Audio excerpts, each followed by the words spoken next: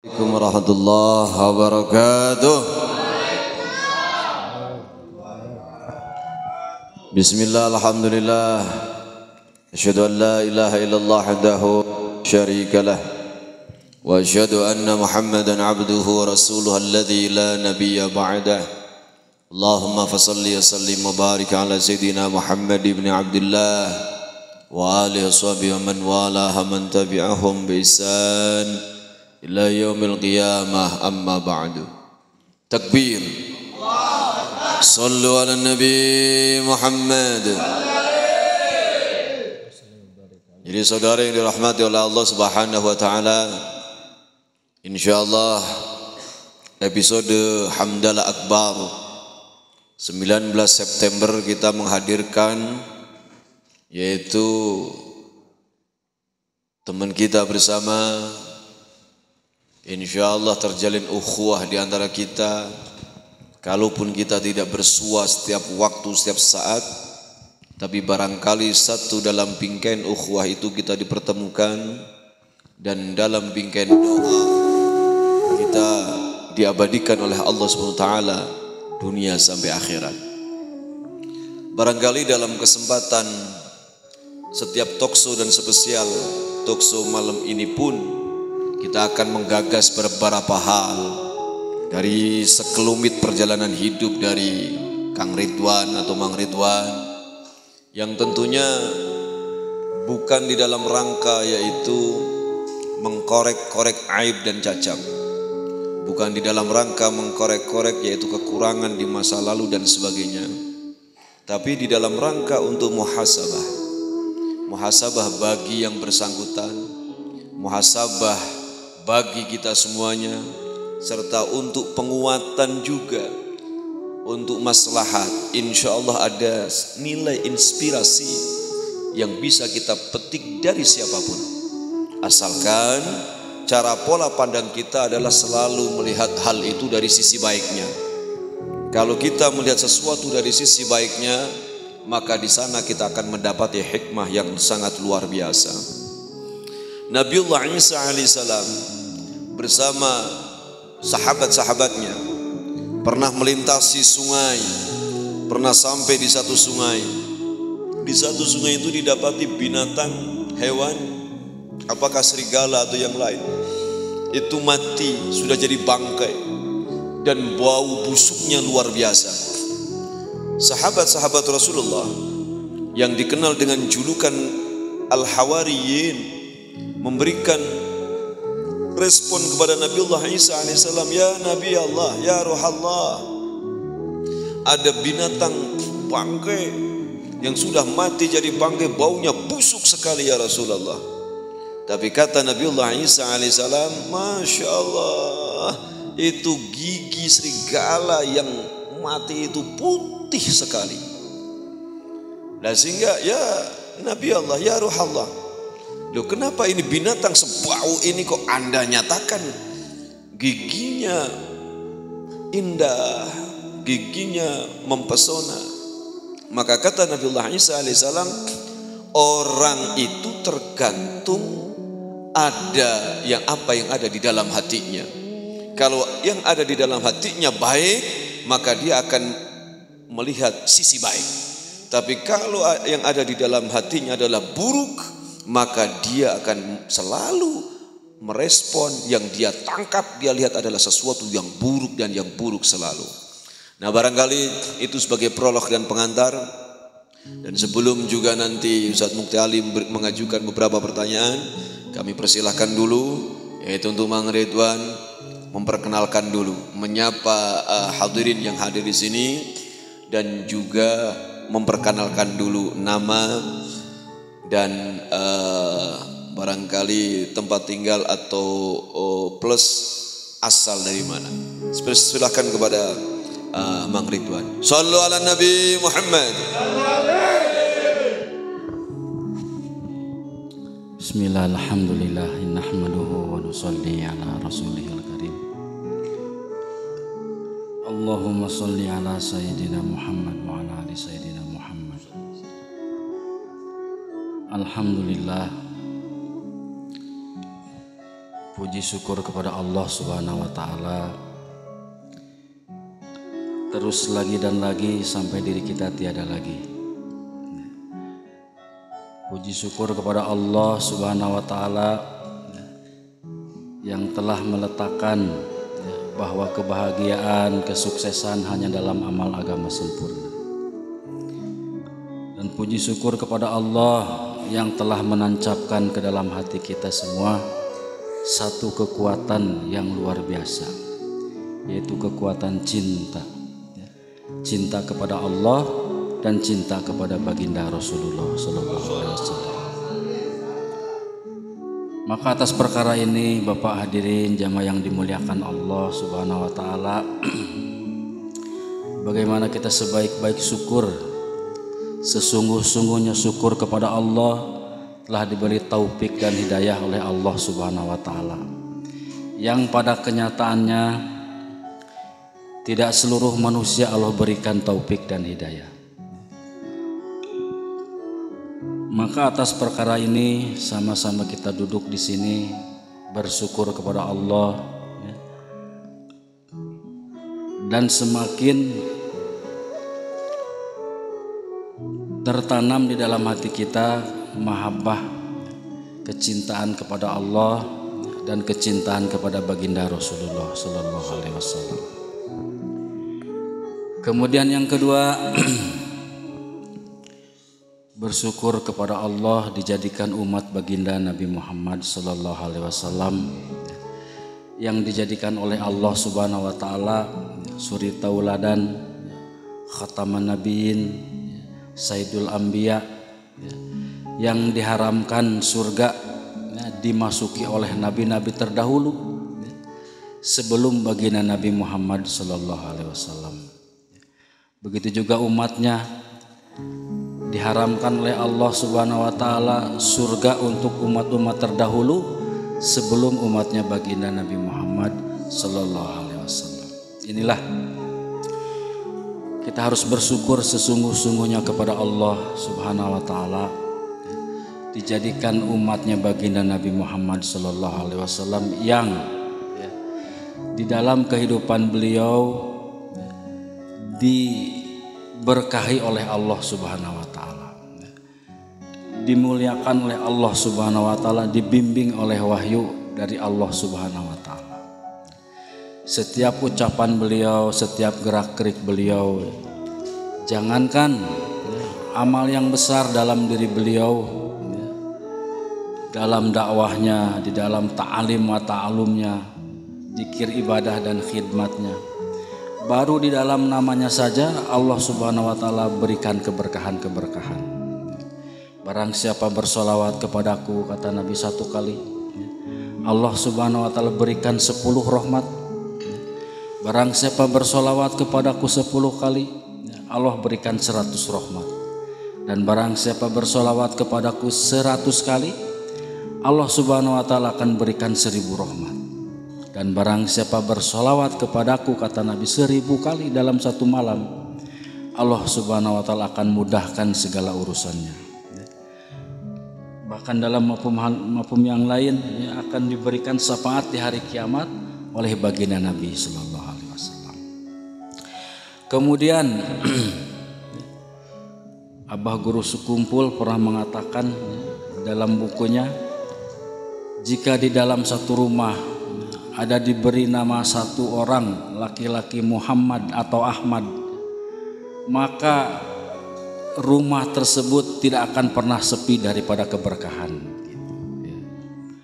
Dan nanti di hari mahsyar Allah Subhanahu wa taala akan memanggil hambanya yang bernama Muhammad atau Ahmad. Maka setelah mereka berdiri, mereka dipersilahkan oleh Allah masuk surga terlebih dahulu. Ini kemuliaan baginda Nabi Muhammad sallallahu alaihi wasallam. Pak hadirin jemaah yang dirahmati Allah Subhanahu wa taala, saya Ridwan dari Padalarang. Profesi saya pedagang. Begitu sementara. Jadi asal Padalarang. Asal Padalarang. Padalarangnya Padalarang mana itu? Kertajaya Padalarang, Oh, Bandung Barat. Kertajaya. Tinggal sekarang di Di Kertajaya. Kertajaya juga. Itu asli Kertajaya, tinggal di Kertajaya Padalarang. Jadi nggak kemana-mana ya. Itu istri Tetangga desa. tetangga desa. Berarti agak cinlok sedikit ini. Ya. Sekarang putra ada berapa? Putra baru 5. Oh, baru 5. Itu 5 itu dari satu bibit. Baru satu bibit. Baru. Jadi putra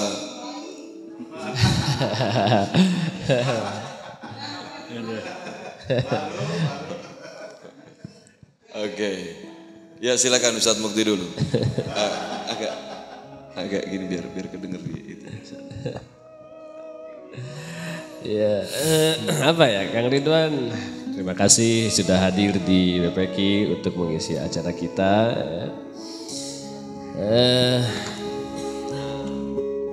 Sebelumnya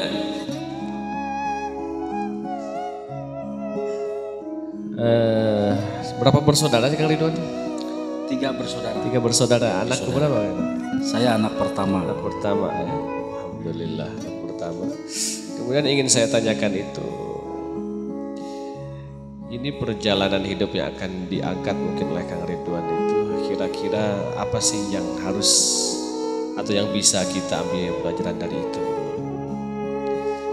Mungkin bisa menceritakan dari mulai apa yang terjadi sampai mungkin saat ini seperti ini, kenapa bisa seperti itu? Atau lebih spesifik begini Bang Ridwan. Ini secara styling, tampilan, dan juga sedikit banyak kita mengenal terjun di dakwah ini memang dari bayi keluarga besar atau dari remaja atau baru berapa lama dan sebelumnya bagaimana begitu? Alhamdulillah saya bahagia sekali ada yang menanyakan hal seperti ini. Jadi saya bisa berbagi cerita karena kalau berbicara agama saya tidak ada kapasitas untuk hal tersebut. Karena ini berbagi saya senang sekali. Jadi awalnya dari keinginan ingin belajar agama,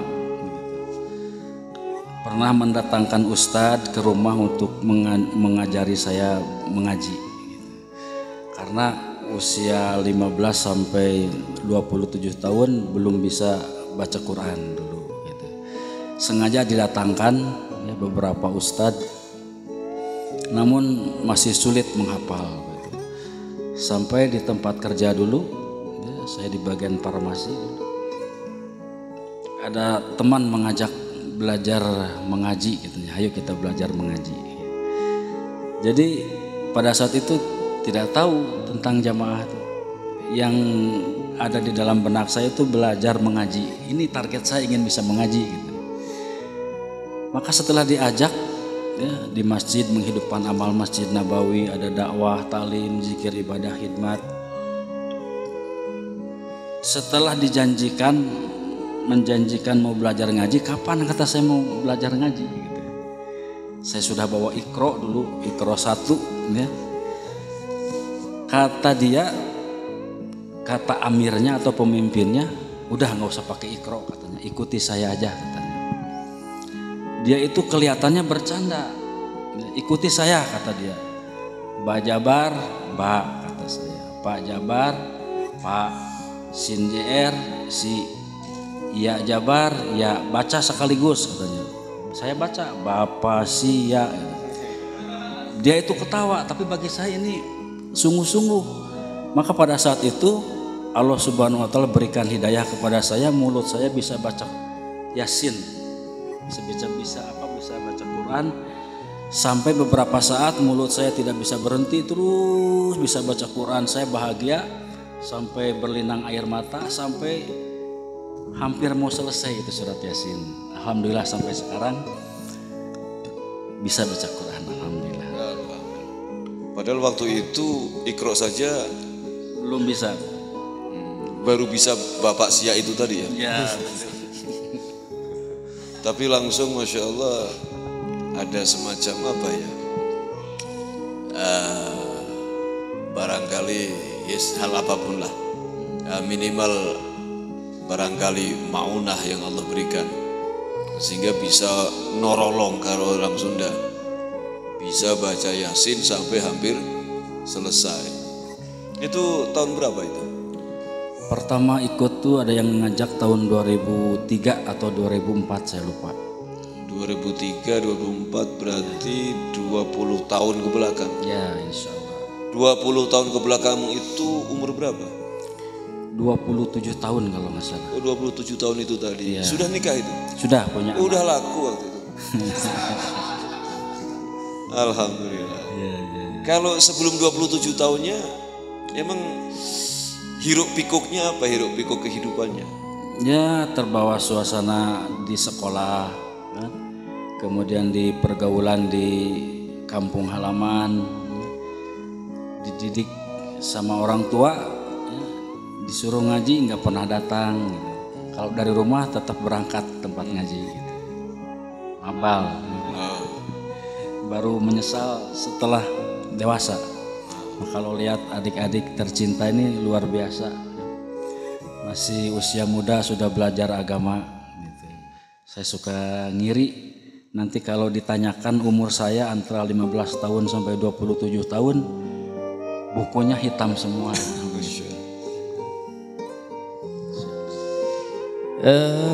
Begitu Kang Ridwan ya. Kira-kira yang paling hitam yang di Sepidolan yang mana itu ya?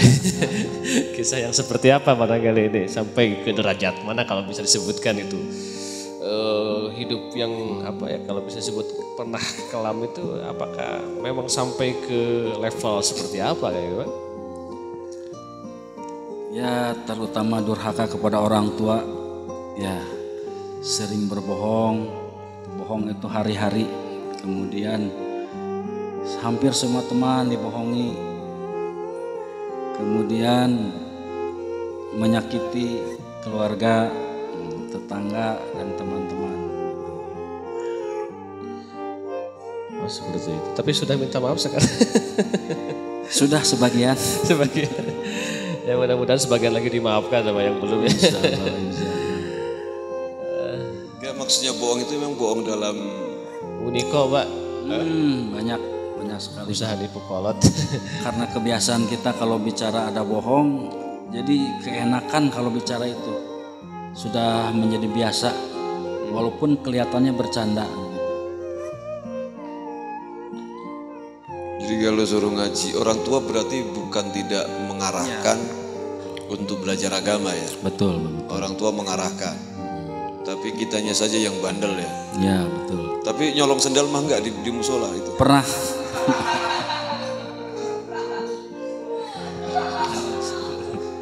Maka saya hilang sendal di Masjid Agung udah biasa. Oh, gitu. Karena saya juga dulu pernah. Jadi hukum karma berlaku ya. Berlaku beberapa kali lipat. Gitu ya. Jadi starting itu di umur 27 tahun. Nikah umur 21 tahun. Weh, berarti nikah muda lah. Ini katanya kan begini, nikah muda itu katanya asik gitu. Benar asik. Gimana coba asiknya itu? Ya makanya asik pengen nikah lagi.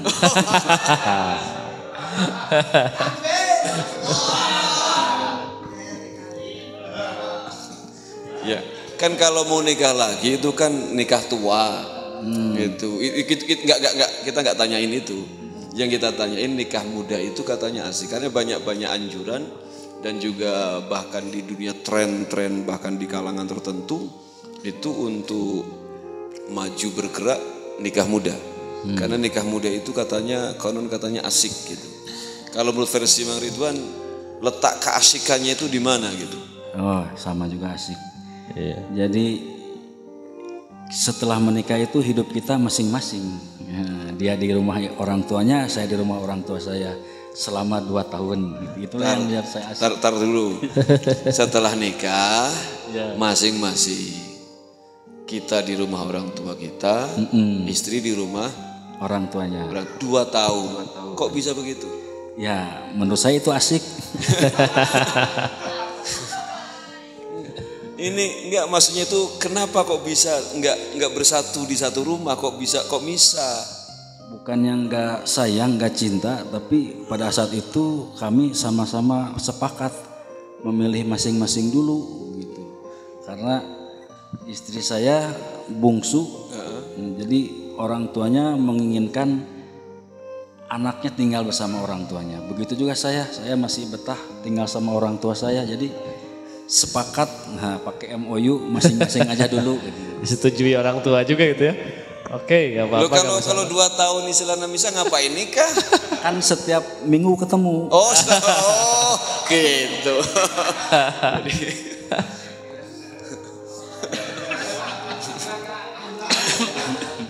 Oh, Firman kameramen mau tanya dulu, kenapa itu?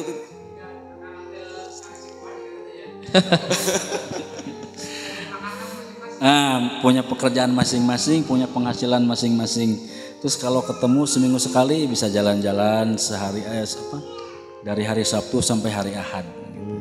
Nanti hari Seninnya pisah lagi. Asik ya. Asik. Emang asik, Mbak, jarang seperti itu. Asik. Ya, iya. Bener asik. Ya, nikah muda itu asik semacam kita minum kelapa muda itu kan.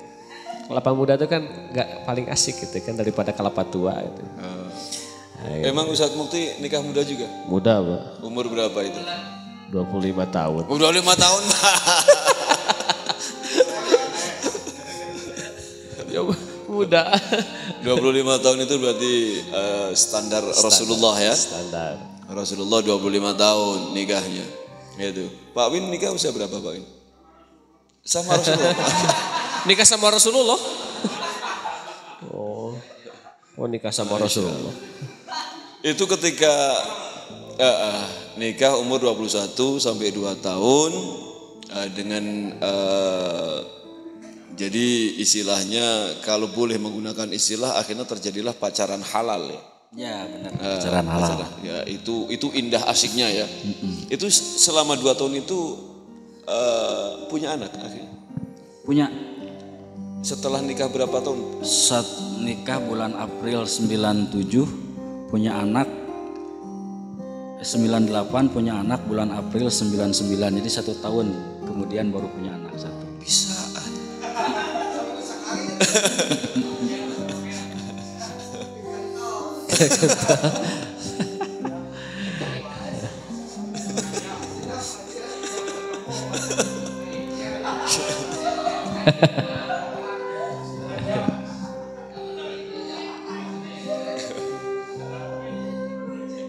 Jadi setahun kemudian punya anak yang pertama. Laki perempuan? Perempuan. Kasih nama siapa itu? Sekarang almarhum. Innalillah. Namanya Alin Pardiani. Itu sampai umur berapa? Sampai umur 19 tahun sedang ngambil pondok tahfiz di Cicahem dulu. Allah. Sakit atau senang? Bukan, maksudnya sebabnya. Sebab meninggalnya. Sebab meninggalnya sakit.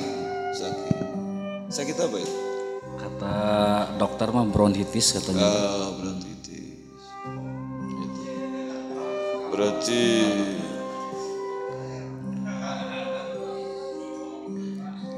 lumayan sudah gadis ya. Ya, 19 tahun pada saat itu. Jadi anak itu kata Rasulullah samratul fuad, itu buah hati. Anak itu kata Rasulullah juga raihanatul jannah, yaitu wewangian surga. Makanya kalau merilis daripada apa yang disampaikan Rasulullah juga, kematian pasangan hidup, suami meninggal istrinya atau sebaliknya, itu ya paling beberapa saat sudah hilang. Ya hari ke-7 pasang status lah. Yes gitu. Ya. Tapi ditinggalkan mati anak itu nggak bisa. Karena kalau suami mati bisa diganti, istri mati bisa diganti, tapi anak mati meninggal nggak bisa, nggak ada gantinya. Jadi memang Masya Allah ya. Sehingga dan unik dalam bahasa kita.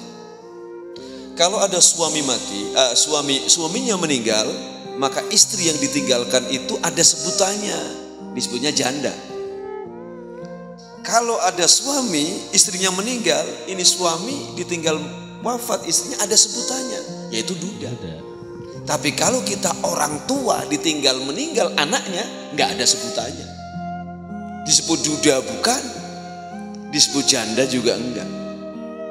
Tapi kita minta ya, terutama di sesi malam Jumat sekarang ini, ya barangkali Masya Allah itu anak yang talabul ilmi, terutama di program tahfidz Quran, semoga menjadi buah wangian nanti di surga Allah SWT. Ya, yang dimasukkan oleh Allah ke dalam surga, diaku menjadi umat Rasulullah SAW. Dan almarhumah ini bahkan sampai tidak mau dimasukkan ke dalam surga sebelum menggandeng tangan orang tuanya bersama-sama ke dalam surga Allah Subhanahu wa taala. Ya khusus kanggo putri almarhumah daripada Abang Ridwan, semoga dimuliakan oleh Allah Subhanahu wa taala di alam barzakhnya, dan semoga juga menjadi maslahat kebaikan bagi orang tuanya. Al-Fatihah. Bismillahirrahmanirrahim.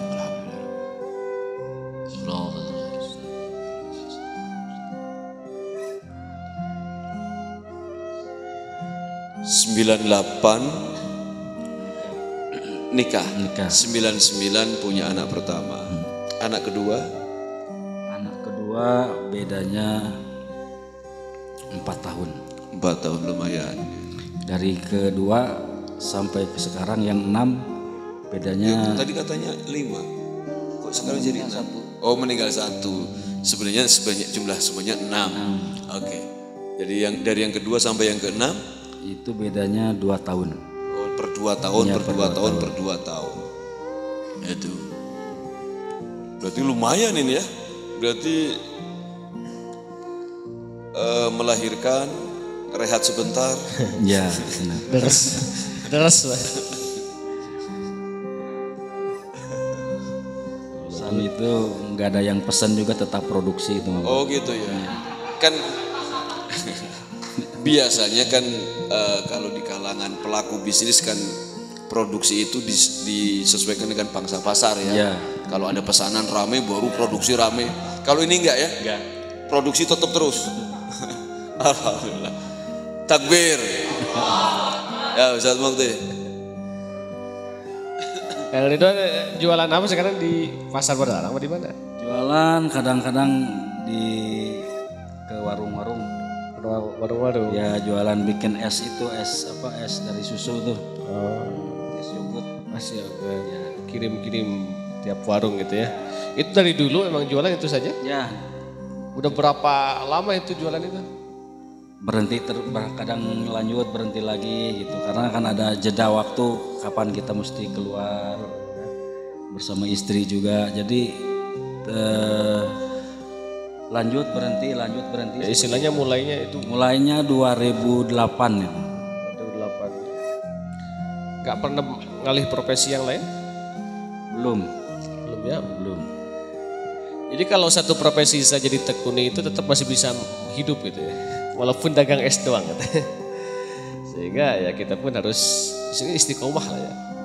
Istiqomah bukan ikatan suami takut istri kalau lagi di rumah gitu ya, bukan yang itu ya. Kita tetap istiqomah dalam satu hal itu, maka akan menghasilkan sekecil apapun, yang penting mungkin berkah gitu ya. Insya Allah yang Ridwan. Apa lagi tuh Pak, kita bicara tentang apa ya? Barangkali ingin berbagi apa yang bisa dibagi kepada kita semua nih?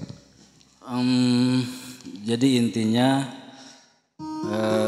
yang menjadi sebab ya dengan program tablik ini, yang tadinya nggak sholat jadi sholat, nggak ke masjid jadi ke masjid, orang yang tadinya preman jadi beriman ya. Ternyata kuncinya satu, amal Masjid Nabawi kan. Dulu Nabi dan para sahabat buat amal ini, dakwah ilallah, ta'alim wa ta'alum, zikir wal ibadah, hidmat. Alhamdulillah tahun 2010 saya belajar menelusuri di mana ini intinya. Ternyata di negeri India ya. Ternyata Syekh Ilyas rahmatullah alaih, keturunan daripada Abu Bakar As-Siddiq radhiyallahu anhu, menghidupkan amal Masjid Nabawi ya, tahun 1900 setelah Turki Utsmani runtuh. Beliau dipilih oleh Allah untuk meneruskan kerja dakwah yang dihidupkan di dalam masjid. Ternyata mudah sekali ya.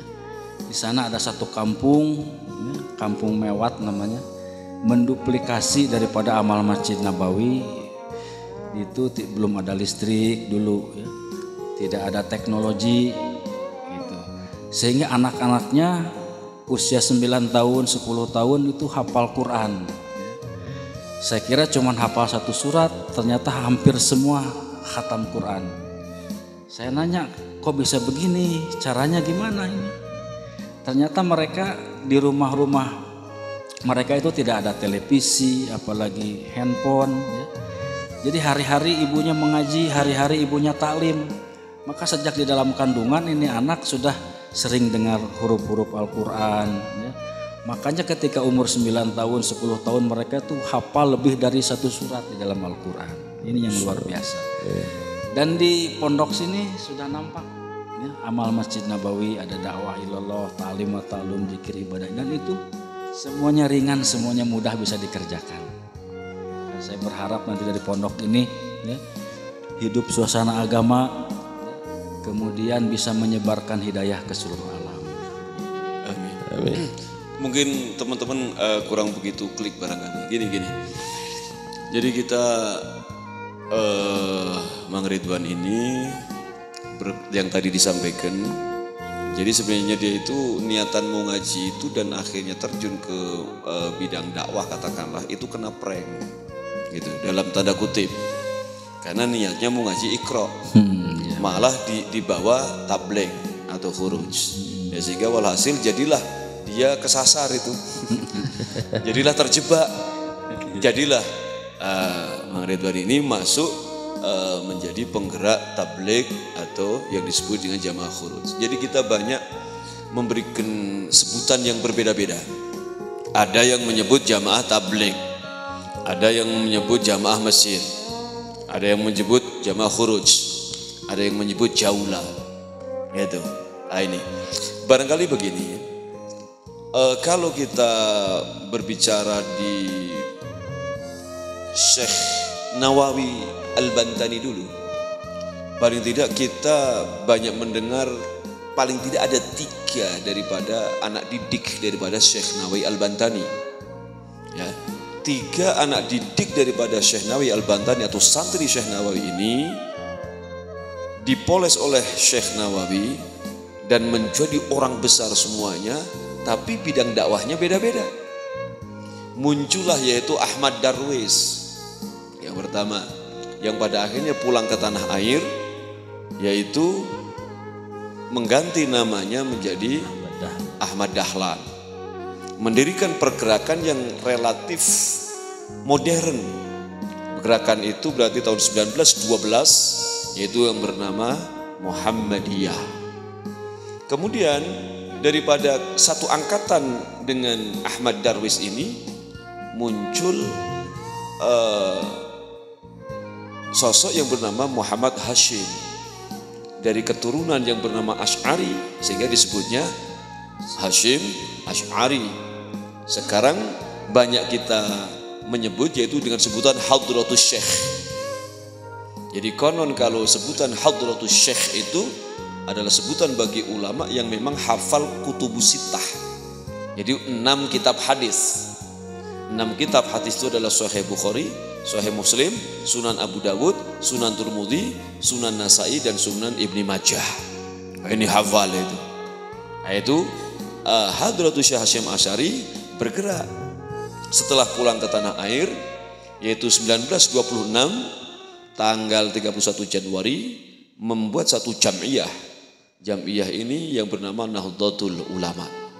Basically-nya adalah kepesantrenan yang relatif pergerakannya tradisional.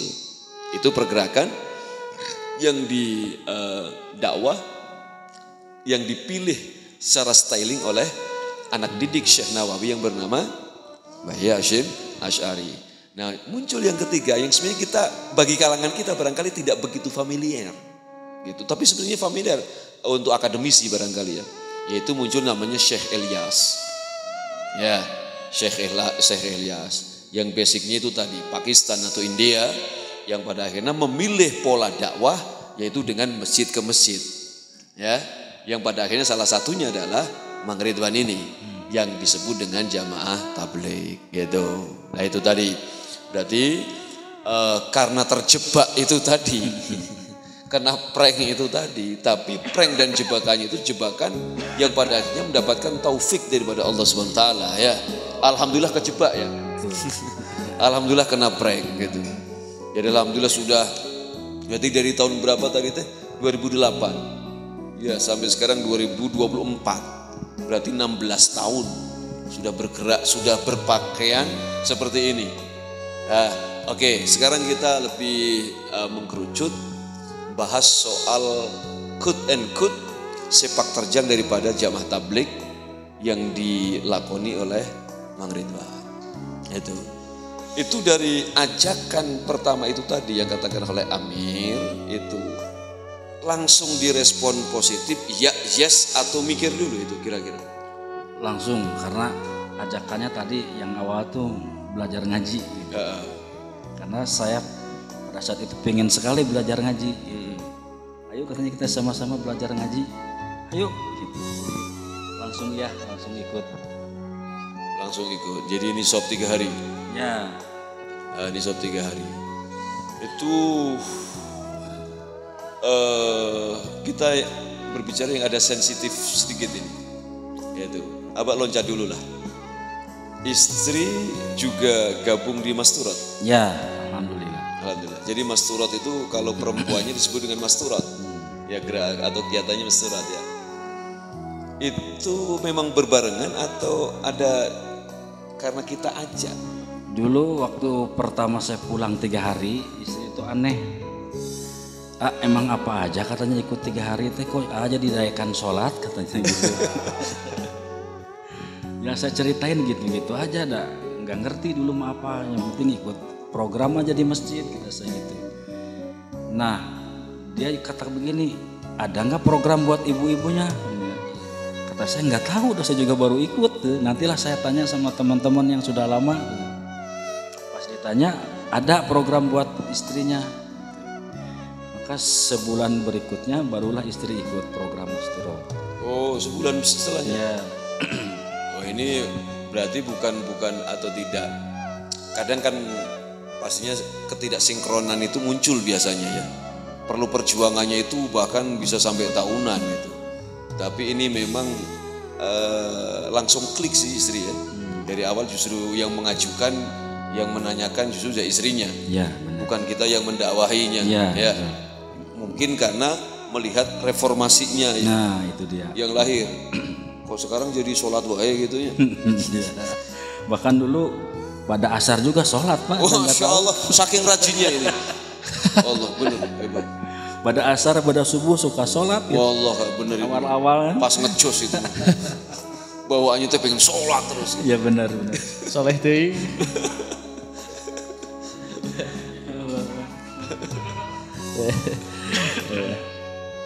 Nah, sekarang coba bisa nggak memberikan katakanlah klarifikasi. Banyak menyebar atau tersebar informasi yang miring terkait mengenai jamaah tabligh. Jamaah tabligh itu judulnya satu, orang-orangnya ngedul, pemalas. Artinya malas usaha. Itu. Yang kedua, nggak begitu tanggung jawab. Terutama untuk urusan yaitu kehidupan di wilayah rumah tangga. Terbuktinya, ini alibinya ya, yaitu atau analisa asumsi yang disampaikan. Nah itu tinggalkan bleng 3 hari, tinggalkan bleng 40 hari, bahkan ada yang sampai setahun.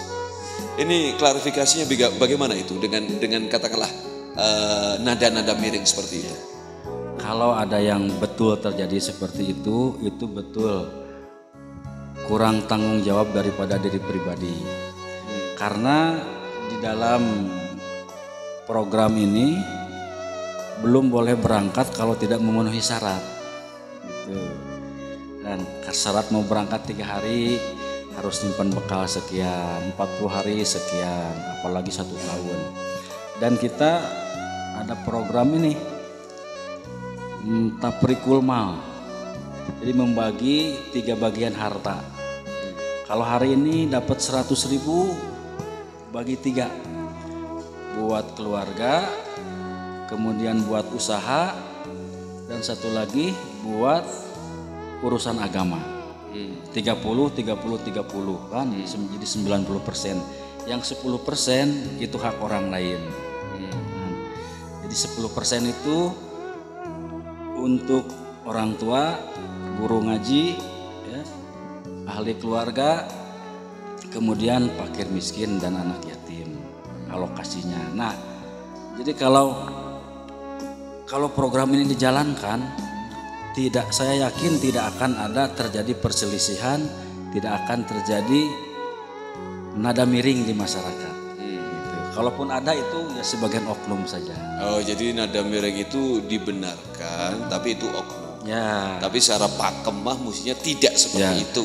Kalau misalnya kita niat mau belajar 40 hari, nanti ada tim ini namanya tim tafakur.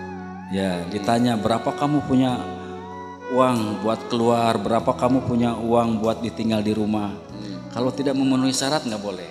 Oh gitu, untuk 40 hari. Ini contoh-contoh umpamanya gini, mau berangkat 40 hari, katakanlah kemana umpamanya?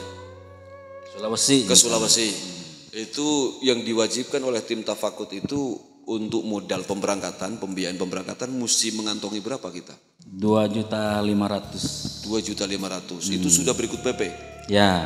Sudah berikut PP dan untuk hidup di sana. Ya, selama 40 hari. Ya, selama 40 hari. 2.500.000. Cukup itu? Cukup insyaallah. Hemat berarti Pak. Hemat. Berarti Abah royal Abah. Karena kita kan ngeliwat Pak itu kan. Ngeliwat jadi bareng-bareng wudunan di masjid itu kan. Ya, benar. Paling uduna asinu. Gue sekarang ngeriduan dong ya. Tarasi. Nah. Enggak itu maksudnya 2.500.000 itu yang murni untuk katakanlah untuk ongkos PP berapa itu? Ongkos PP kalau naik pesawat ya Sulawesi ini loh. Ya 700 dulu waktu saya Sulawesi 700 bolak-balik. Satu jalan. Termasuk itu. Termasuk ongkos itu. Ya, kan 2 juta. 1,4. Ya, berarti 1,4 sisanya 1.100.000. Kalau sehari 10.000 buat makan. Ya, misalkan. Bahkan bisa lebih murah lagi. Sehari bisa 5.000 karena barengan tadi kan. Ya, misalnya ada 10 orang nih 1.000 ewang jadi 10.000 patungan. Beliin nasi beras sekilo pasak sama-sama sama uyah jadi Pak gitu. 1.000 rupiah tuh cukup. Enggak ini bala-bala doang ini. Nah gitu. 10.000 ini. Iya. Bala-bala satu berapa sih? Lah ini sudah 1, 2, 3, 4, 5, 6. Abah tadi makan 3. Ini sudah 10.000 ini. Ini cuma untuk 1 orang ini belum ini. Nah ini kok. Ya mungkin itu Pak. Tapi kan disiplin. Ya barangkali kan pengen jajan juga. Ya kalau di tempat orang malu jajannya. Paling keperluan kayak sabun, sampo itu diutamakan kayak keperluan pribadi, odol dan lain-lain. Terus kalau orang yang rokok? Nah bawa masing-masing itu. Bawa masing-masing. Di luar yang anggaran yang tadi. Oh gitu. 2,5 juta ini ongkos sendiri. Gitu ya. Untuk keluar selama 40 hari. Tidak boleh keluar sebelum katakanlah ini saya store dulu. Ya, 2,5 juta ada ready. Baru keluar. Itu satu permasalahan selesai. Tapi kan permasalahannya bukan cuma satu. Untuk yang ditinggalin di rumah selama 40 hari. Nah, itu ini, berapa itu? Berapa? Minimal sama, maksimalnya lebih banyak. Minimal sama 2,5 juta. Ya, maksimalnya lebih banyak. 2,5 juta 40 hari cukup tuh Bir? Oh cukup. Bukan untuk yang di rumah. Dicukup-cukupkan. Dicukup-cukupkan. Ya kalau istrinya masih sendirian itu nggak masalah. Tapi kalau anaknya udah semakin banyak mungkin agak susah juga kalau segitu ya. Oke, jadi 2,5 juta, 2,5 juta, 5 juta lah. Begitu ya. Terus ini kalau ternyata nih yang di rumah di tengah jalan ternyata habis itu nggak cukup itu. Sampai cuma 30 hari gimana itu? Kebanyakan apa yang terjadi dalam diri saya itu memintanya bukan kepada tetangga, kepada keluarga, tapi meminta kepada Allah dulu. Oke. Itu yang terjadi dalam rumah tangga saya, sehingga saya sendiri yang merasakan setelah pulang. Kalau hijrah itu pas pulang tuh nanya kejadian apa aja, banyaklah kejadian-kejadian yang apa Di luar dulur gitu. ya, di luar nalar, ya begitu. Intinya yang 2,5 juta itu untuk 40 hari cukup untuk di rumah. Cukup baik yang di luar ataupun yang di dalam. Dan untuk mendapatkan uang 5 juta itu nabung selama 1 tahun. Tadi pembagian harta 30%. Yang itu tadi. Iya. Nabungnya personal kita di ceng-celengan di rumah Ya. atau disetorin semacam ke bendahara? Di rumah dulu. Setelah sekian bulan baru setelah kita ada niat mau berangkat, nanti kan ditanya punya uang berapa. Oke. Diliatin. Oh, kalau ini mah palingnya cukup ke Soreang katanya. Oke. Nggak akan sampai ke Sulawesi, ya nggak apa-apa sesuai dengan sesuai dengan bekalnya masing-masing. Oh, kalau ternyata biaya itu yang diharuskan 2,5 juta, tapi tidak sampai 2,5 juta, maka nggak boleh ke Sulawesi. Ya. Yang secukupnya biaya itu. Betul. Enggak. Ini bentar. Bisa pingpong nggak sih? Bisa, insya Allah. Bisa. Saya juara RT dulu. Punya bed. Sekarang nggak ada, udah dijual. Nah, iya. Itu kan soalnya bed kan 2,5 juta itu. Itu mah bet aba. Itu bet aba memang royal aba itu. Bet baru berapa bulan udah ganti lagi yang baru.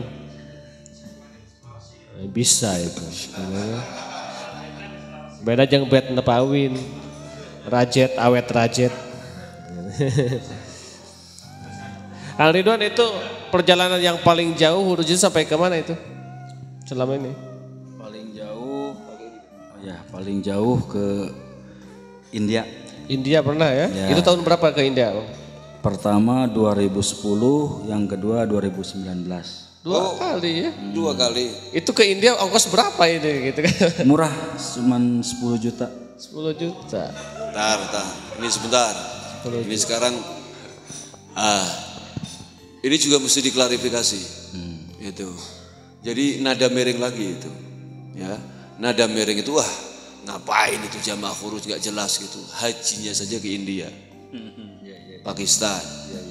Enggak, itu sebenarnya ke sana haji atau apa itu? Bukan, itu belajar amal Masjid Nabawi yang dilanjutkan sama Syekh Ilyas tadi.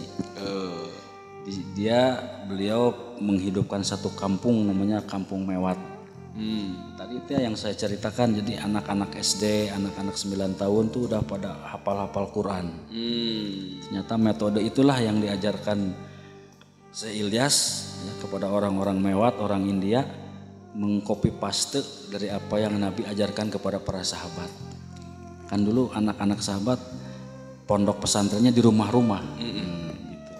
Tar, berarti kenapa ke India itu karena memang penggerak pertama daripada jamaah tabligh itu Syekh Ilyas yang notabene orang India. Aslinya orang Arab.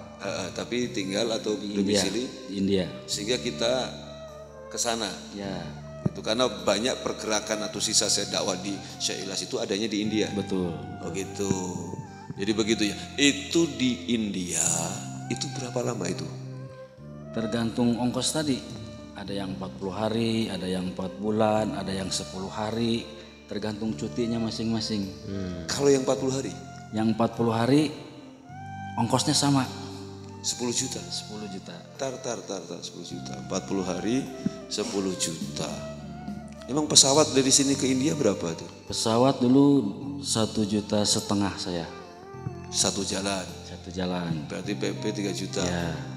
7 juta untuk biaya di sana ya. Kan biaya hidup di sana murah. Kalau ada tamu di masjid, semua ahli kampung tuh memberikan makan. Mereka ngamalin hadis memuliakan tamu. Gitu. Nggak boleh masak tamu katanya. Nah, sama di sini. 10 juta untuk katakanlah transport yang terbesar pesawat yaitu 3 juta. 3 juta, sisanya untuk pergerakan di sana ya gitu. Dan alhamdulillah di sana amaliyah ikramud duyufnya itu luar biasa ya. Iya, betul. Sehingga angka itu cukup. Untuk yang di rumah Untuk yang di rumah lebih sedikit. lebih sedikit. Ya, karena nggak naik pesawat yang di rumah. Mungkin nilai yang tadi untuk di rumah ya. Ya, segitulah. Minim, Standar. paling minim yang tadi 2,5 gitu ya. Lebih banyak, lebih bagus, lebih baik gitu kan. Kalau umroh kan mahal di pesawat sama di hotel. Iya. Kemarin saya habis 65 juta 2 orang sama istri. Gitu. Kalau ke India kan murah, paling 20 juta bisa 2-an. Oh sempat umroh juga. Baru pulang kemarin bulan 2023 bulan November. Masya Allah. Itu umroh itu caranya juga di masjid juga atau gimana? Enggak, itu ikut biasa bimbingan haji. Normal ya. Ya barangkali di masjid gitu tuh. Pakai travel aja gak Pak? Travel ikut Pakai travel. pembimbingnya. Itu yang waktu itu ke India tahun pertama itu berapa hari? 4 bulan. 4 bulan. 4 bulan berarti berapa duit? 10 juta itu. Oh 10 juta juga. Oh gitu. Nah, kan bukan cuma makan atau barangkali bisa yang pingpong di situ kan. Masya Allah. 4 bulan juga tetap 10 juta. 10 juta. Tapi kan yang di rumah bukan cuma 2,5 juta dong untuk 4 bulan. Apa juga 2,5 juta tetap? Itu standar apa namanya? Minimal. Standar minimal. Punya lebih banyak lebih bagus. Nah, untuk mendapatkan uangnya itu nabung dari jangka waktu yang panjang. Itu berapa lama itu nabungnya? Sesuai niat kita, misalnya nih mau ke India ya 2 tahun 3 tahun gitu. Oh 2 tahun 3 tahun nabung baru kalau sudah memenuhi kuota yang ditentukan berarti bisa berangkat. Betul. Kalau tidak berarti ya nggak bisa berangkat untuk tahun sekarang. Kalau mau umroh kemarin agak ada jual-jual sedikit Pak, karena waktunya udah ditentukan, uangnya belum kumpul. Nah, jadi jual-jual sedikit barang yang ada di rumah. Masya Allah. Tapi nabung dulu itu. Nabung jelas. Berapa lama itu nabung untuk umroh itu? 5 tahun. Masya Allah. Jadi yang hebat yang bisa dicontoh itu nabungnya ini Pak. Nabung. Istiqomah gitu nabungnya bisa terus gitu. Terus. Ya saya tuh paling susah buat nyimpen uang gitu kan.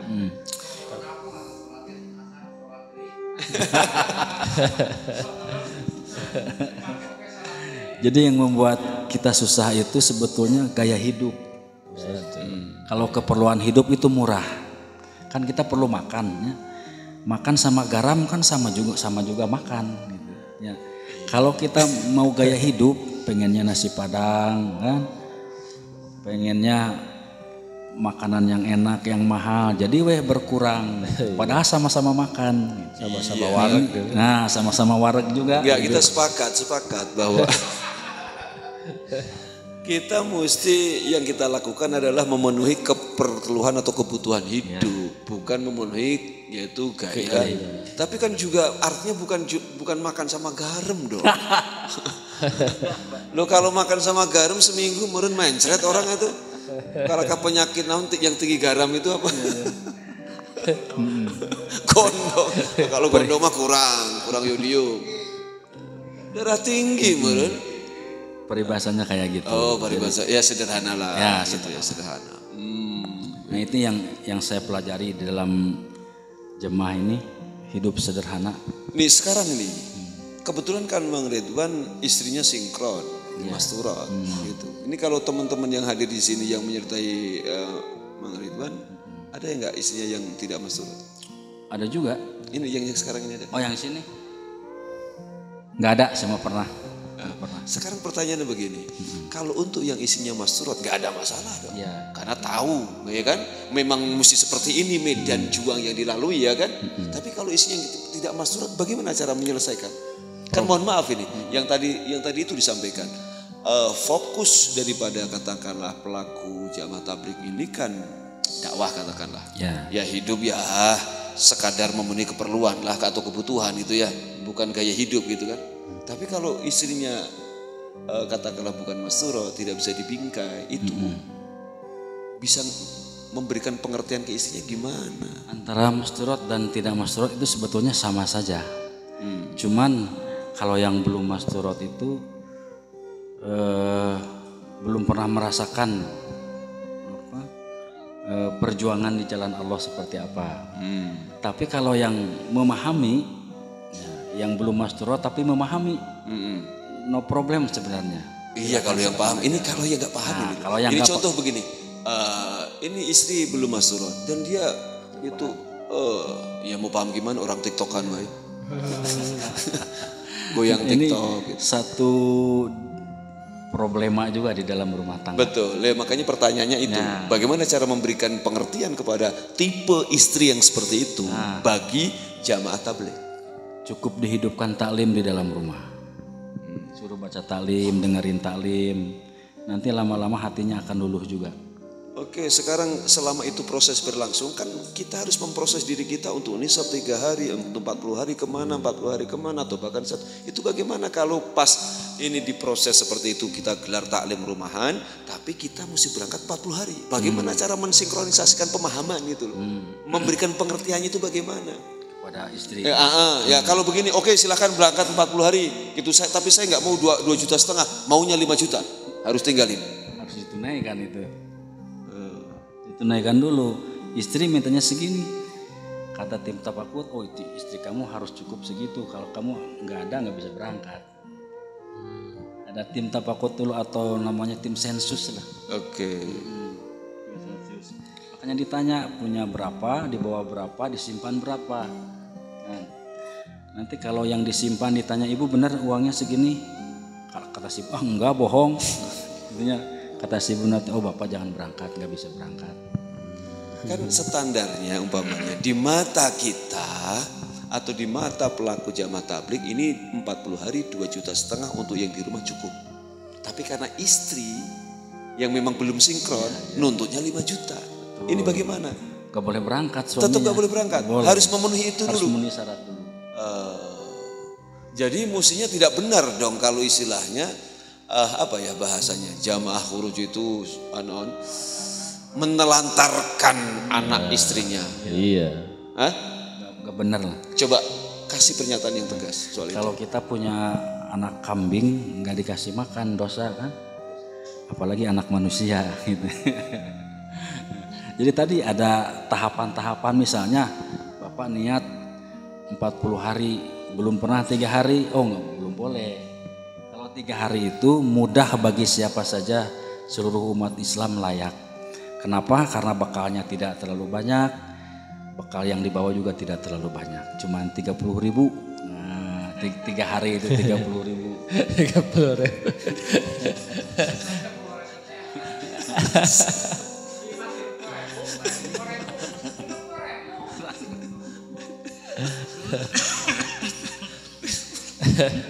Makanya Abah coba aja 3 hari dulu Pak. Abah 3 juta sih.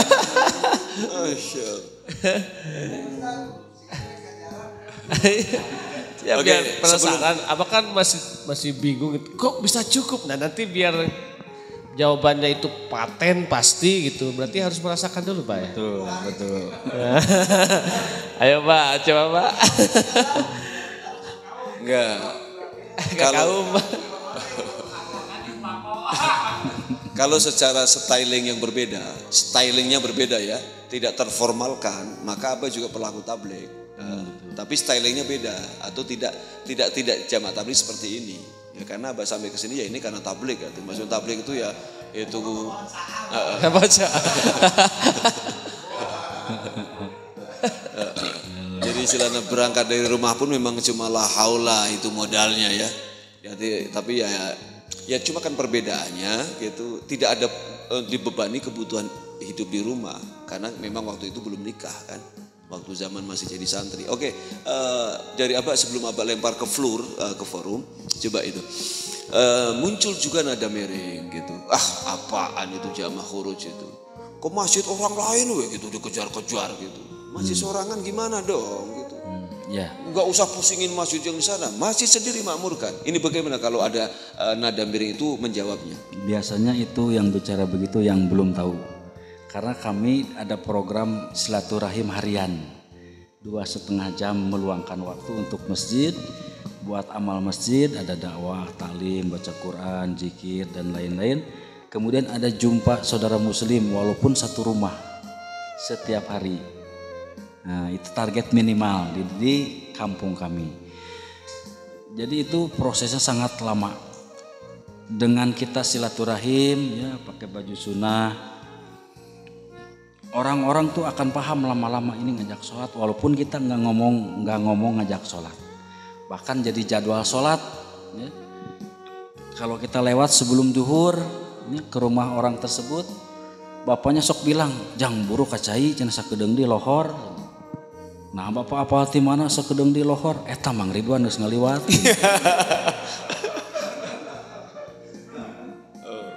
Sebelum asar kita sudah lewat, assalamualaikum, mboten Pak.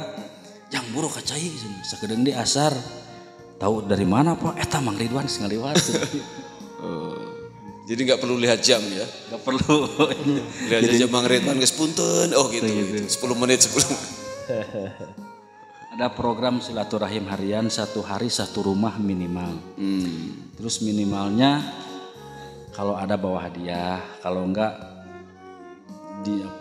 ngobrol asal nyambung aja dulu. Kalau di tetangga kan mereka tahu siapa Mang Ridwan dulunya. Wah gandeng lah ngomongkan agama sih ganu bener. Tak ngomongkan apa aja yang penting nyambung. Nggak perlu ajak ke masjid. Nanti lama-lama juga dia ikut ke masjid. Buktinya alhamdulillah di masjid saya itu jadi asalnya 3 orang, sekarang jadi 3 saf ke belakang. Ya ada usaha itu, usaha. Itu berarti kejadian itu hampir sama waktu itu di Nusa Tenggara Barat, di NTB. Di NTB itu ada sidak dari Bupati NTB datang ke satu masjid. Itu oleh DKM gitu disampaikan ke Bupati, Pak Bupati, alhamdulillah kami di sini masjid walaupun kecil ini, tapi setiap subuh kami jamaah yang sholat jamaah subuh tidak kurang dari 3 saf. Itu luar biasa gitu. Suatu saat saya mau lihat lah. Oke silahkan Pak. Itu akhirnya diperkenalkan oleh DKM. 3 saf, yang pertama Saprudin, yang kedua Sapi, gitu. Yang ketiganya Sapuan. Ini saja udah. Ini satu jadi imam, satu jadi muadzin. Nah. Bukan itu ya? Bukan. Awalnya begitu. Awalnya begitu. Sama di mana-mana awalnya kondisi masjid begitu. Tapi kalau ada usaha silaturahim walaupun nggak ngajak, kan logikanya gini, kalau kita pakai baju sepak bola nyamper orang, Mang Ridwan ngajak main bola. Ya.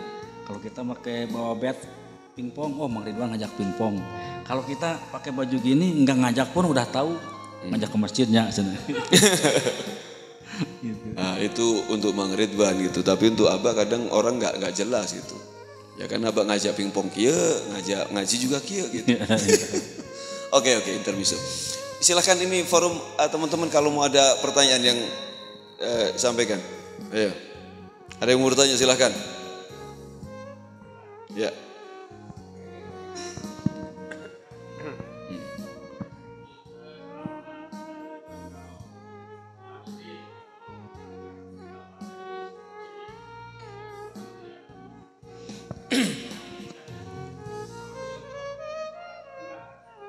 Alhamdulillah.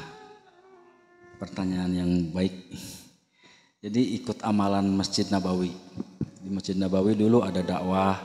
Maknanya ketika dibuat dakwah tuh orang semacam Abu Bakar langsung dapat hidayah. Kan Nabi pertama dakwah kepada orang-orang terdekat.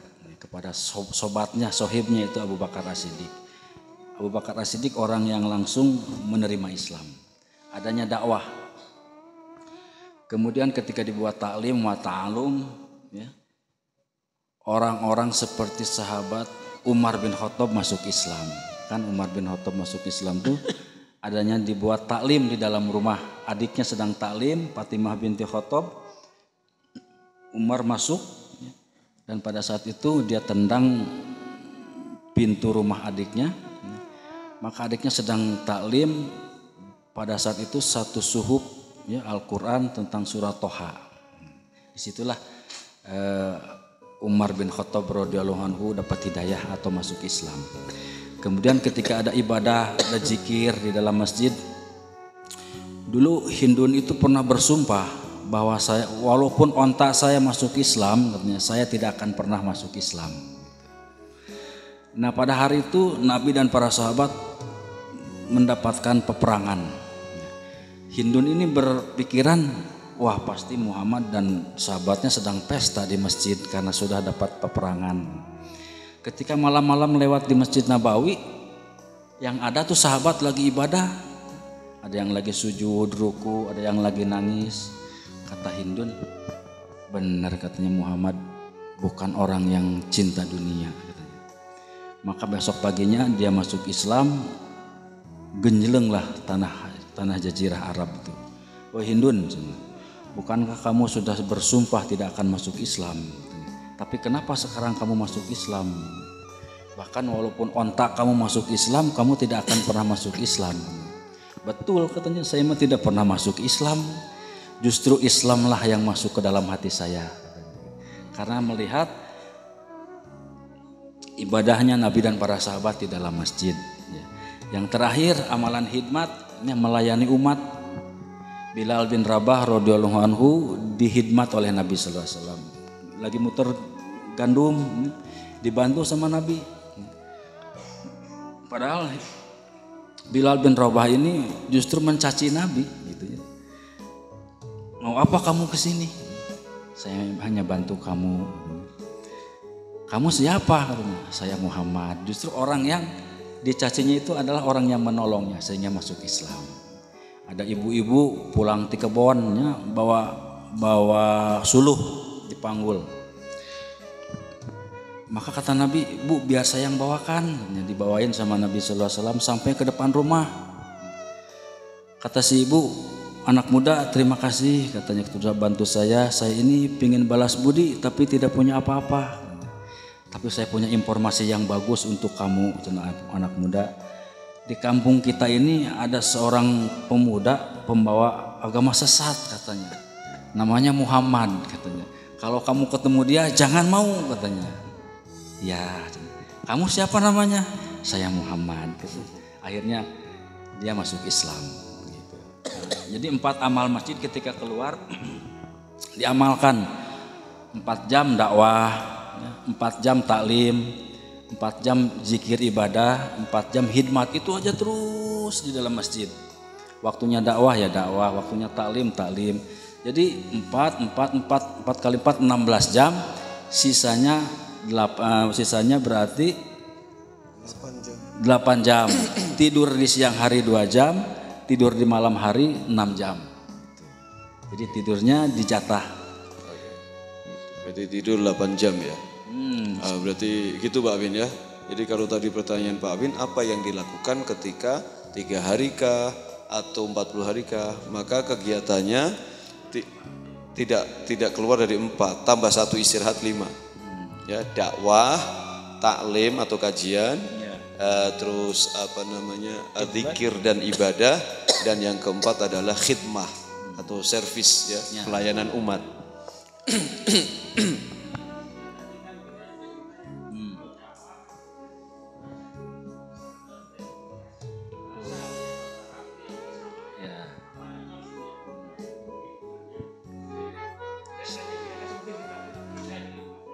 Ya, setiap jemaah itu pasti ada penterjemah 1 orang, gitu. Ya, terus kalau lama-lama juga kita akan paham bahasa mereka. Gitu. Datang dari Indonesia, apne bari kota he katanya. Dari mana? Iya, dari mana tuan? Katanya. Oh, Nehi aca. Iya gitu. Pak Win sekarang nggak bisa bahasa Arab, 2 tahun ke Arab pinter Pak Win. Nah, betul kayak begitu. Ya. Begitu. Jadi gitu Pak Win. Jadi tidak cuma ke India atau ke Eropa, Amerika atau di seluruh belahan dunia manapun untuk gerakan tablik itu selalu ada mutarjim ya. Ada juru bahasa. Dari sini dari kelompok tablik ini, dari kelompok tablik. Jadi komunikasi tetap ngajalur, tetap bisa jalan komunikasi. Tidak beda halnya kalau ada dari jamaah tablik yang dari India atau dari mana datang ke Indonesia. Betul. Nah, kan selalu ada mutarjimnya. Mutarjim itu kemungkinan bisa saja disiapkan dari sana, dari negara pemberangkatan atau disiapkan di negara yang dituju. Gitu. Barangkali seperti itu. Oke, ada lagi pertanyaan? Ya.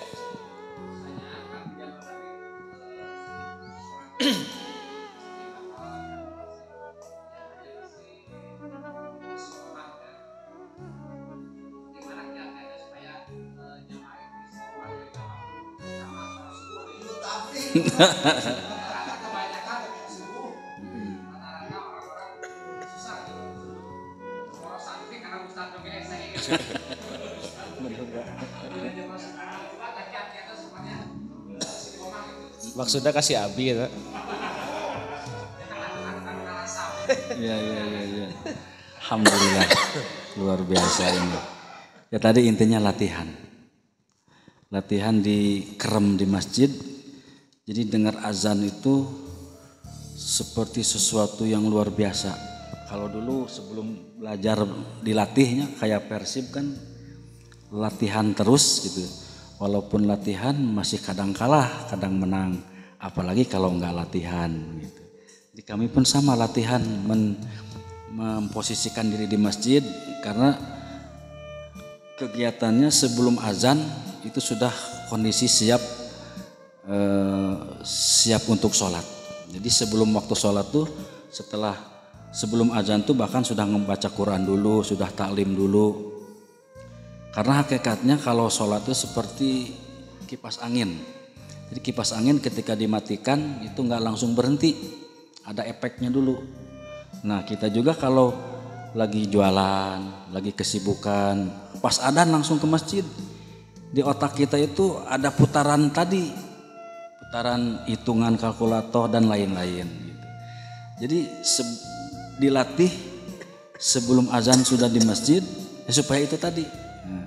Baca Quran dulu supaya sholatnya lebih khusyuk, zikir dulu dan lain-lain. Nah setelah dilatih seperti itu, pas pulang itu nggak enak kalau nggak kayak begitu gitu.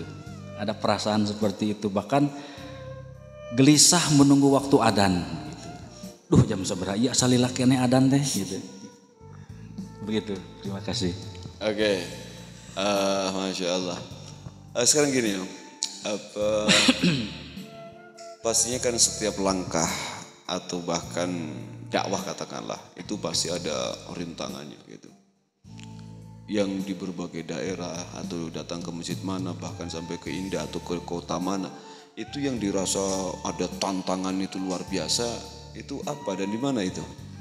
Ketika diusir dari masjid, nah itu langsung iman kita itu meningkat. Masya Allah. Oh benar dulu Rasul dilempari di Taif gitu kan. Kalau kita cuman baru diusir saja gitu, itu pun sama umat Islam gitu. Belum dilempar batu gitu kan. Enggak pernah kalau dilempar batu atau dikabrak? Belum. Paling dilempar bala-bala minang gitu. Gitu. Apalagi kalau pas lagi jalan kaki itu di Sulawesi Mapai Jalan Setapak. Nah, di hutan pohon pohon jati. Nah, pas datang tuh pada asar mau bahkan lewat sholat asar, pas mau ikut sholat, oh nggak boleh katanya. Kamu cari masjid yang lain ya udah pindah lagi gitu. Jadi udah capek, belum makan, belum apa-apa, suruh jalan kaki lagi. Kadang menangis pada saat itu. kumpulkan sama Amir, sabar, ini bukan apa-apa, belum seberapa kalau dibandingkan dengan perjuangan Rasul dulu katanya. Akhirnya hati kita jadi nerima, oh benar kata Rasul dulu lebih daripada ini kita gitu. Di Sulawesi itu bahkan treknya sampai berapa jauh itu jalan itu? Paling jauh 36 kilo. Berangkat pada subuh nyampe jam 4 setelah asar. Itu jalan kaki itu. Jalan kaki. 36 kilo. Yang jadi masalah kan bukan lewat tol gini ya. Lewat hutan itu. Ya. Kalau kira-kira ketemu ada harimau kita punten gitu atau gimana itu? Alhamdulillah belum. Paling ketemu kadal. Kadal gurun gitu. Jadi kalau di atlet atau orang banyak sebenarnya, kalau di pingpong kita ada kalau pemain kiri disebutnya kidal. Kalau yang kalah terus kadal itu. Masya Allah. Alhamdulillah ini 16 tahun masih diberi istiqomah. Itu ya. Ya, dan istiqomah itu memang perlu diperjuangkan dan kita tidak boleh merasa diri kita sudah sukses istiqomah sehingga dianggapnya zona aman. Enggak ya. Jadi istiqomah itu dari start kita melaksanakan sampai nanti ketika mesti berurusan dengan sang malakul maut. Betul, justru paling berat itu setelah level istiqomah ada lagi ujiannya, yaitu diberi penyakit sir. Penyakit sir itu merasa diri gak soleh, merasa diri paling baik. Nah ini lebih bahaya ini. Makanya kata Syekh Ilyas dulu, bawalah kerja tabligh ini dengan ilmu ma'azikir katanya. Dengan ilmu ma'azikir itu datang ke majelis-majelis ulama, ke pengajian, ya. Terus semakin dekat dengan ulama. Setelah itu ternyata banyak keutamaan-keutamaan, jumpa dengan ulama, menatap sesaat saja wajah ulama sama dengan 1 tahun ibadah. Kalau kita ada mahabbah dalam hati kepada ulama, akan ada satu keturunan kita yang Allah jadikan seorang ulama. Bahkan dulu di Gunung Halu saya lagi bayan gitu, nyeritain dari sahabat bertanya kepada Rasul, ya Rasulullah kata saya, salah lain gitu turun. Yang benar itu ya Rasulullah. Nah terus dia menceritakan tentang keutamaan ulama. Jadi nyeritain seorang ahli neraka yang diponis oleh Allah masuk ke dalam neraka karena amal-amalnya. Sebelum dimasukkan ke neraka, Allah minta kepada malaikat, wahai malaikat, tolong tanyakan kepada hambaku, apakah ketika di dunia dia pernah mencintai ulama? Katanya. Ya, padahal Allah Maha tahu. Ya. Maka bertanyalah malaikat tadi kepada hamba yang diponis masuk neraka. Fulan, sebelum kamu dimasukkan neraka, Tuhan kami, Rob kami bertanya kepada kamu, apakah kamu pernah cinta kepada ulama ketika di dunia? Enggak, saya mah benci sama ulama. Laporan lagi, tolong tanyakan lagi, apakah dia pernah duduk sesaat bersama ulama? Tanyakan lagi, Fulan, pernah enggak kamu duduk sesaat sama ulama? Enggak, saya mah benci sama ulama. Tanyakan lagi, tolong tanyakan lagi, apakah dia pernah duduk katanya di tempat duduk yang pernah diduduki ulama? Ditanyakan lagi, belum pernah, saya mah benci kepada ulama. Maka dengan rahmat Allah Subhanahu wa taala, wahai malaikat, masukkan dia ke dalam surga dengan rahmatku. Sesungguhnya dia ketika di dunia mencintai seseorang yang orang tersebut mencintai ulama. Jadi memberikan syafaat nanti kita di hari kiamat. Kata Syekh Ilyas bahwa usaha dakwah ini dengan ilmu mazikir. Makanya jadwal pengajian saya kadang di sini, kadang di mana. Betul itu manfaatnya sangat besar sekali, termasuk Abah sering membahas bab sunnah kan, bab siwak dan lain sebagainya, itu menambah kekuatan amal di dalam diri saya. Kemudian bawa usaha dakwah ini dengan zikir perbanyak, itu untuk membersihkan hati, membebaskan penyakit sir tadi gitu.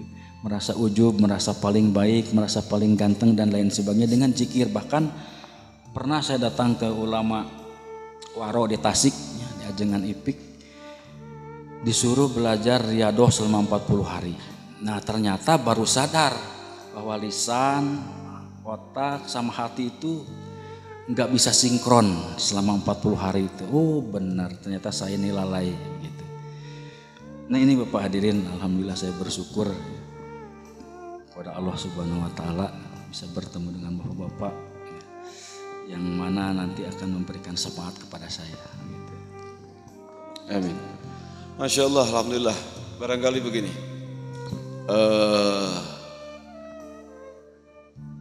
Sesi talkshow kita untuk malam ini, ya, barangkali ini dalam tanda kutip sesi talkshow paling serius ini. Ya. Tapi saya kira atau Abah kira ada muatan-muatan yang wallah alam ya, bagi Abah ada muatan-muatan yang luar biasa gitu. Itu. Ada nilai gagasan, ada nilai inspirasi, ada nilai hal-hal yang memang layak untuk Abah memetik nilai itu. Mohon maaf gitu. Kalau tadi banyak yang disampaikan oleh Bang Ridwan ini terkait dengan masalah sahabat atau hadis atau apa itu. Kalau itu kita counter dengan manuskrip atau data, ya pastinya akan keteteran. Gitu. Tapi yang luar biasa, yang tersampaikan, yang didengar dan tersampaikan sampai ke telinga daripada Bang Ridwan itu teman-teman di Jamaah Tabligh ini menjadi satu keimanan itu. Itu satu kepercayaan, itu jadi satu keteguhan jiwa. Ini yang membedakan, ya, ini yang membedakan dan ini yang mesti kita belajar. Yaitu siapapun di antara kita semuanya. Orang memahami sesuatu, menerima sesuatu, tapi tidak mengimani, tidak jadi keimanan, ya sudah. Itu ya biasa saja. Tapi orang menerima sesuatu, memahami sesuatu, jadi keimanan. Wah ini kuatnya luar biasa.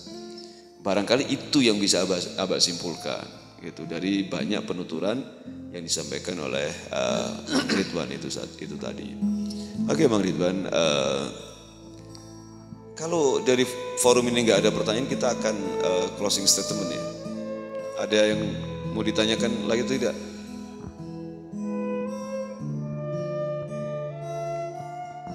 Nggak ada pertanyaan? Nggak ada kayak. Oke. Kalau nggak ada pertanyaan, barangkali sekali lagi untuk durasi kajian Hamdalah Akbar dan Pasutri Kiwama, kebetulan insya Allah Pasutri Kiwama kita gelar nanti Ahad ini, yaitu Abah memilih dan menskemakan kita menampilkan sisi talkshow, ya, yaitu selalu menghadirkan talent atau kita sebut sebagai narasumber atau talent itu tadi, ya dari teman-teman kita lah. Dari teman-teman kita yang memang tujuannya adalah untuk lebih aktual, lebih real gitu. Dan untuk nanti di Pasutri juga seperti itu. Ya, harapannya ada nilai kajian gagasan rumah tangga itu praktikal, aktual karena ada pelakunya gitu. Nah, sehingga barangkali ini tidak kalah dengan kajian-kajian sifatnya satu alur. Ya, ini tetap ini kajian dan ini tetap hazanah. Ini mesti difahami oleh semuanya dan barangkali selalu kita bisa mendesain dan menciptakan kemaslahatan untuk kita bersama. Oleh karena itu, Abah kira kita untuk durasi dan sesi talkshow malam ini kita cukup di sini. Dan sebelum kita tutup, silahkan Bang Ridwan kasih pernyataan sebagai penutup daripada seluruh rangkaian yang tadi tersampaikan. Silahkan. Alhamdulillah saya dapat wejangan dari ulama warok di Tasik. Kalau kamu hidup di akhir zaman ingin selamat katanya, yang pertama ikuti sunnah, yang kedua tinggalkan ghibah. Jadi ikuti sunnah di dalam diri siapa saja yang sedang mengamalkan. Bukan berarti kita mengikuti orangnya, tapi mengikuti sunnah yang diamalkan orang tersebut. Kalau kamu hidupkan sunnah, kamu akan hidup bahagia. Kemudian kalau kamu tinggalkan ghibah, kamu akan senang. Kemudian beliau juga sampaikan bahwa hidup kita saat ini tidak bisa lepas dari 3 perkara. Yang pertama politik, yang kedua riba, yang ketiga teknologi. Kalau kamu tidak hidupkan sunnah, kamu tidak perkuat agama, maka hidup kamu akan tergerus dengan 3 perkara ini. Tergerus dengan politik, tergerus dengan riba, tergerus dengan teknologi. Ini pokok-pokok permasalahan di dalam diri umat Islam saat ini. Nah, kamu caranya hidupkan sunnah, kemudian tinggalkan gibah, dan kalau kamu belum bisa menjauhi 3 perkara tadi, maka kamu belajar hijrahlah untuk tahu cara melemahkan tiga hal tadi. Begitu. Oke, jazakallah khairan jazak spesial untuk Mang Ridwan. Sekali lagi barangkali apa yang disampaikan oleh Mang Ridwan sedikit atau banyaknya bisa menjadi inspirasi buat kita semuanya, bisa menjadi tanbih untuk kita semuanya, bisa menjadi mu'idah atau bahkan uswah yang hasanah untuk kita semuanya. Dan insya Allah kita akan ketemu lagi dalam sesi talkshow untuk Hamdalah Akbar untuk bulan depan. Dan insya Allah kita akan ketemu dengan sesi talkshow untuk ngaji Pasutri Kiwama Ahad besok, yaitu pada asar. Insya Allah kita menghadirkan yaitu pasangan suami istri, yaitu Kang Opi sama Teh Deliana. Itu jadi Abah mengangkat tema yaitu rumah tangga yang dibangun oleh kedua atau pasangan ini pasca hilangnya penglihatan Kang Opi.